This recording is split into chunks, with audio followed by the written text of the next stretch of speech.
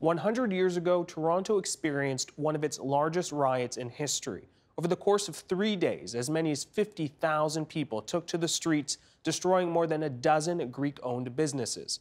It started with a small altercation at a Greek-owned restaurant in the Yonge and College area. But resentment towards Toronto's Greek community was building well before that. I've tried to indicate who everybody is.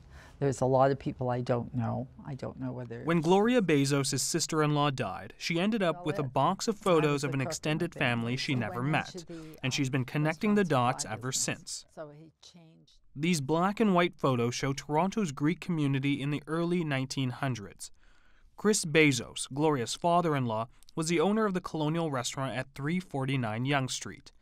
The diner was among a number of Greek-owned restaurants in the Yonge and College corridor. It was a small community at that time, approximately 3,000 people, but they all had high visibility professions. They owned about 35% of the restaurants, most of the shoe shine parlors, many of the fruit stands, so they were high visibility. Greece was a neutral country at the beginning of the First World War, and many of the young eligible Greeks were not volunteering. Veterans returned to a city very different than the one they left behind. They came back, their families were suffering because they were the chief wage earners. The city had new waves of immigration, and some of the immigrants were not serving in the military. So there was an element of resentment against the immigrants. When the resentment boiled over, the Greek community found itself in the middle of a 3-day-long race riot, one of the largest in Toronto's history, all because of what happened here at Toronto's White City Cafe. On one night, Claude Cloudonnet, who was a returned war veteran, he was injured during World War I. He went to the White City Cafe on Yonge Street, and he had a little bit too much to drink, and so he became belligerent with the waitstaff. The waiters promptly picked him up and threw him out. The police arrested him and kept him in the drunk tank for the evening.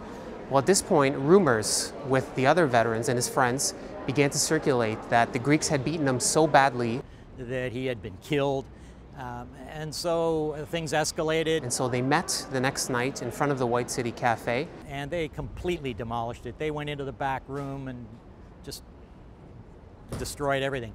And that's where the riot started, but it didn't end there. Rioters marched along Yonge Street and as far west as Roncesvalles, destroying a number of Greek-owned restaurants, including the Colonial. Between August 2nd and the 5th, a mob made up of veterans and civilians looted and destroyed Greek businesses. Damages were estimated well into the thousands. Criticized for not acting on the first night of the riots, police responded the following day, and violent clashes broke out. But when the dust settled, only a handful of people were arrested or fined. The two cars carrying the veterans and buglers turned north at Yonge and Queen The riot Streets. was the focus of John Burry's 2009 documentary Violent August. It is one of the few historical retellings of this dark moment in Toronto's history. I think the most surprising thing I discovered was how little anyone really knew about the events, including many of the sons of the restaurant owners. That was the first time I learned about it, and my husband may have heard about it. I can't remember what he said. It was an embarrassment to the Greek community that this even happened. John Burry even received some pushback from some members of his own community. Why do you want to bring all this up again? Those are old things that happened, and I assumed that they were embarrassed. Just this past summer, a public commemoration was held at Toronto's Nathan Phillips Square to mark the 100th anniversary of the riot. And just south of Carlton Street on Yonge marks the only memorial that pays tribute to the anti-Greek riots. We have the Danforth, where families from all over the GTA come and they enjoy a Greek meal. They engage in Greek culture, they consume Greek culture.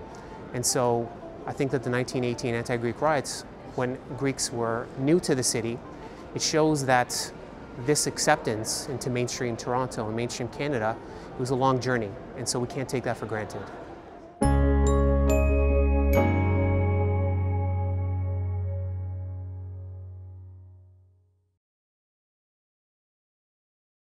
The Agenda with Steve Bacon is brought to you by the Chartered Professional Accountants of Ontario, helping businesses stay on the right side of change with strategic thinking, insightful decisions, and business leadership. Are you on the right side of change? Ask an Ontario CPA.